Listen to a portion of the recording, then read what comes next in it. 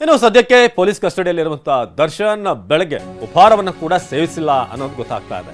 ನಟ ದರ್ಶನ್ ಅಂಡ್ ಗ್ಯಾಂಗ್ನಿಂದ ರೇಣುಕಾಸ್ವಾಮಿ ಹತ್ಯೆ,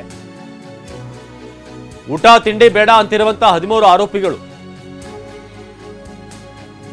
ರಾತ್ರಿ ಸಹ ಊಟ ಮಾಡದ ದರ್ಶನ್ ಮತ್ತು ಸಹಚರರು.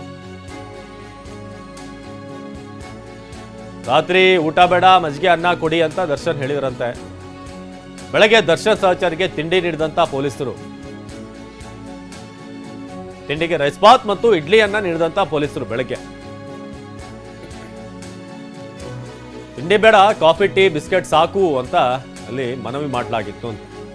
ಪೊಲೀಸ್ ಕಸ್ಟಡಿಯಲ್ಲಿ ಎಲ್ರಿಗೂ ಒಂದೇ ಊಟ ಕೊಡಲಾಗುತ್ತೆ, ಒಬ್ಬರಿಗೊಂದು, ಒಬ್ಬರಿಗೆ ಬಿಸ್ಕೆಟ್ ಬೂಸ್ಟ್ ಎಲ್ಲ ಕೊಡಕ್ಕಾಗಲ್ಲ.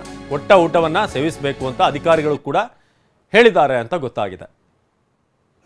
ಇದು ಸದ್ಯಕ್ಕೆ ಪೊಲೀಸ್ ಸ್ಟೇಷನ್ನಲ್ಲಿ ನಿಮಗೆ ಬೇಕಾದಂಥ ಮೆನು ಕೊಡೋಕ್ಕಾಗಲ್ಲ.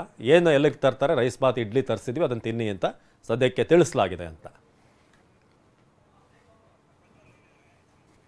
ಪ್ರಜ್ವಲ್ ಈ ಬಗ್ಗೆ ಹೆಚ್ಚಿನ ಮಾಹಿತಿಯನ್ನು ನೀಡ್ತಾರೆ ನೇರ ಸಂಪರ್ಕದಲ್ಲಿ. ಪ್ರಜ್ವಲ್, ಈಗ ರಾತ್ರಿ ಕಳೆದಿರುವಂತಹ ದರ್ಶನ್ ಅಂಡ್ ಗ್ಯಾಂಗ್ ಸದ್ಯಕ್ಕೆ ಏನೇನು ಆಗ್ತಾ ಇದೆ ಅಲ್ಲಿ ಸ್ಟೇಷನ್ ಸಂಬಂಧಪಟ್ಟ ಹಾಗೆ ಉಪಹಾರದ ವ್ಯವಸ್ಥೆ ಅಂತದೆಲ್ಲ ಕೂಡ ಅದಕ್ಕೆ ಏನು ಅಪ್ಡೇಟ್ ಇದೆ ಅಂತ ಈಗ? ಅವಿನಾಶ್, ಈಗ ಸದ್ಯಕ್ಕೆ ಅನ್ನಪೂರ್ಣೇಶ್ವರಿ ನಗರ ಪೊಲೀಸ್ ಠಾಣೆಗೆ ಬೆಂಗಳೂರು ನಗರ ಪೊಲೀಸ್ ಆಯುಕ್ತ ದಯಾನಂದ್ ಅವರು ಭೇಟಿಯನ್ನು ನೀಡಿದ್ದಾರೆ. ಕೇಸಿನ ಬಗ್ಗೆ ಒಂದು ಮಾಹಿತಿಯನ್ನು ಪಡ್ಕೊಳ್ತಿದ್ದಾರೆ. ಸ್ಟೇಷನ್ನಲ್ಲಿ ಡಿಸಿಪಿ ಗಿರೀಶ್ ಅವರು, ಅಂದರೆ ಡಿಸಿಪಿ ಪಶ್ಚಿಮ ವಿಭಾಗದ ಡಿಸಿಪಿ ಆಗಿರುವಂಥ ಗಿರೀಶ್ ಅವರು, ಮತ್ತೆ ಈ ಒಂದು ಪ್ರಕರಣದ ಐಒ ಆಗಿರುವಂಥ ಕಾಮಾಕ್ಷಿಪಾಳ್ಯ ಇನ್ಸ್ಪೆಕ್ಟರ್, ಮತ್ತೆ ವಿಜಯನಗರ ಸಬ್ ಡಿವಿಷನ್ ಎಸಿಪಿ ಸೇರಿದಂತೆ ಹಿರಿಯ ಅಧಿಕಾರಿಗಳೆಲ್ಲರೂ ಸಹಿತ ಇದ್ದಾರೆ. ಹಿರಿಯ ಅಧಿಕಾರಿಗಳಿಂದ ತನಿಖೆಯ ಪ್ರಗತಿಯ ಬಗ್ಗೆ ಒಂದು ಬ್ರೀಫಿಂಗ್ ಅನ್ನ ನಗರ ಪೊಲೀಸ್ ಆಯುಕ್ತರು ಈಗ ಪಡ್ಕೊಳ್ತಿದ್ದಾರೆ, ದಯಾನಂದ್ ಅವರು ಪಡ್ಕೊಳ್ತಿದ್ದಾರೆ. ನಂತರದಲ್ಲಿ ಅವರು ಕೇಸಿನ ಬಗ್ಗೆ ಒಂದಷ್ಟು ಡೈರೆಕ್ಷನ್ಗಳನ್ನ ಕೊಟ್ಟು ಹೇಳುವಂಥದ್ದು ಆಗುತ್ತೆ. ಸದ್ಯ ಈಗ ಅಧಿಕಾರಿಗಳು ಯಾರು ಕೂಡ ಉಳಿದಂತ ಆರೋಪಿಗಳು 13 ಜನ ಏನು ಆರೋಪಿಗಳಿದ್ದಾರೆ ಅವ್ರು ಯಾರನ್ನು ಈ ಕ್ಷಣದಲ್ಲಿ ವಿಚಾರಣೆ ಮಾಡ್ತಿಲ್ಲ. ಯಾಕಂದ್ರೆ ಇದುವರೆಗಿನ ತನಿಖೆಯಲ್ಲಿ ಏನಿದೆ ಆ ಒಂದು ತನಿಖೆಯನ್ನ ಕಮಿಷನರ್ ಅವರಿಗೆ ಬ್ರೀಫಿಂಗ್ ಮಾಡುವಂತ ಕೆಲಸ ಆಗ್ತದೆ. ಮತ್ತೆ ಎಂದಿನಂತೆ ಅವರಿಗೆ ಪ್ರತಿದಿನ ಪೊಲೀಸ್ ಠಾಣೆಯಲ್ಲಿ ಇರುವಂತ ಉಳಿದ, ಅಂದ್ರೆ ಈ ಹಿಂದೆ ಇದ್ದಂತ ಆರೋಪಿಗಳಿಗೆ ಯಾವ ರೀತಿಯಾಗಿ ಹೋಟೆಲ್ಗಳಿಂದ ತಿಂಡಿಯನ್ನ ತರಿಸಿ ಕೊಡ್ತಿದ್ರು, ಇವ್ರಿಗೂ ಅದೇ ರೀತಿ ತಿಂಡಿಯನ್ನ ತರಿಸಿ ಕೊಟ್ಟಿದ್ದಾರೆ. ಇಡ್ಲಿ ರೈಸ್ ಬಾತನ್ನ ಕೊಟ್ಟಿದ್ದಾರೆ. ಅದ್ರಲ್ಲಿ ಕೆಲವರು ತಿಂಡಿ ತಿನ್ನಕ್ಕೆ ಆಗ್ತಿಲ್ಲ, ನಮಗೆ ದಯಮಾಡಿ ಕಾಫಿ ಟೀ ಇದ್ರೆ ಸಾಕು, ಅದು ಅಷ್ಟೇ ಸಾಕು ಅಂತ ಹೇಳಿದ್ದಾರೆ. ಬಟ್ ಅಧಿಕಾರಿಗಳು ಇಲ್ಲಿ ಬೇರೆ ಯಾವುದೇ ರೀತಿ ಮೆನುಗಳನ್ನು ಕೊಡೋಕ್ಕಾಗಲ್ಲ. ಇಲ್ಲಿ ನಾವು ಎಲ್ಲ ಪೊಲೀಸ್ ಅಧಿಕಾರಿಗಳು ಎಲ್ಲ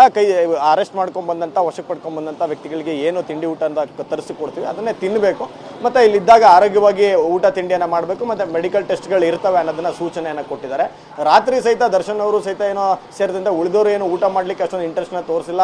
ಅವರೆಲ್ಲರೂ ಕೂಡ ಮಾನಸಿಕವಾಗಿ ಕುಗ್ಗು ಹೋಗಿದ್ದಾರೆ ಅಂತ ಹೇಳಿ ದರ್ಶನ್ ಎಕ್ಸ್ಪೆಷಲಿ ಈ ಒಂದು ಕೇಸ್ನಲ್ಲಿ ಪೊಲೀಸರ ಕೈ ಮುಗಿದು ಬೇಡ್ಕೊಂಡಿದ್ದಾರೆ. ಯಾಕಂತಂದ್ರೆ ಈ ರೀತಿ ಆಗುತ್ತೆ ಅಂತ ಹೇಳಿ ಅಂದ್ಕೊಂಡಿರಲಿಲ್ಲ, ನನ್ನ ಜೀವನ ಹಿಂಗಾಯ್ತು ಅನ್ನೋ ಒಂದು ನಿಟ್ಟಿನಲ್ಲಿ ತನಿಖಾಧಿಕಾರಿ ಮತ್ತೆ ಎಸಿಪಿ ಚಂದನ್ ಅವ್ರ ಮುಂದೆ ಕೈ ಮುಗಿದು ಕೇಳ್ಕೊಂಡಿದ್ದಾರೆ. ನನ್ನನ್ನು ಬಿಟ್ಬಿಡಿ ಅಂತ ನೆನ್ನೆ ಇನಿಷಿಯಲ್ ಎಲ್ಲ ಕೇಳ್ಕೊಂಡಿದ್ರು. ಅದಾದ್ಮೇಲೆ ಕಾನೂನು ಪ್ರಕಾರ ಏನ್ ಮಾಡ್ಬೇಕು ಅದನ್ನ ಅಧಿಕಾರಿಗಳು ಮಾಡ್ಕೊಂಡು ಹೋದಂತ ಸಂದರ್ಭದಲ್ಲಿ ಸಹಿತ ಸಾಕಷ್ಟು ಕುಗ್ಗಿ ಹೋಗಿದ್ದಾರೆ ಅನ್ನೋದು ಈಗ ಇರುವಂತ ಮಾಹಿತಿ. ಆದ್ರೆ ಪೊಲೀಸ್ ತನಿಖೆ ಪ್ರಕಾರ ಇವರು ಹಲ್ಲೆ ಮಾಡಿದಂಥದ್ದು, ಆತ ಅವನ ರೇಣುಕಾಸ್ವಾಮಿ ಏನಿದ್ದಾನೆ ಆತ ಪವಿತ್ರ ಗೌಡನ್ಗೆ ಫೆಬ್ರವರಿ 27ರಿಂದ ವಿವಿಧ ಇನ್ಸ್ಟಾಗ್ರಾಮ್ ಅಕೌಂಟ್ನಿಂದ ಚಾಟ್ ಅನ್ನ ಮಾಡಿ ಆತನ ಮರ್ಮಾಂಗದ ಫೋಟೋ ಇಂದ ಹಿಡಿದು ಮತ್ತೆ ನೀನೇ ನಮ್ಮ ಬಾಸಿನ ಸಂಸಾರವನ್ನ ಹಾಳು ಮಾಡ್ತಿದ್ಯಾ ಅಂತ ಹೇಳುವಂಥದ್ದು ಸೇರಿದ್ರೆ ಸಾಕಷ್ಟು ರೀತಿಯಲ್ಲಿ ಕೆಟ್ಟದಾಗಿ ಅಶ್ಲೀಲವಾಗಿ ಬೈದು ಫೋಟೋ ವಿಡಿಯೋಗಳನ್ನೆಲ್ಲ ಕಳಿಸಿದ್ದಾನೆ. ಇದಾದ ನಂತರ ಇವರು 1 ವಾರ ಪ್ಲಾನ್ ಮಾಡಿ ಅವನನ್ನ ಕರ್ಕೊಂಡ್ಬಂದು ಕಿಡ್ನಾಪ್ ಮಾಡಿ ಹೊಡೆದು ಕೊಲೆ ಮಾಡಿರೋಂಥದ್ದು ಈಗ ಗೊತ್ತಾಗಿದೆ. ಅವಿನಾಶ್, ಧನ್ಯವಾದ ಪ್ರಜ್ವಲ್.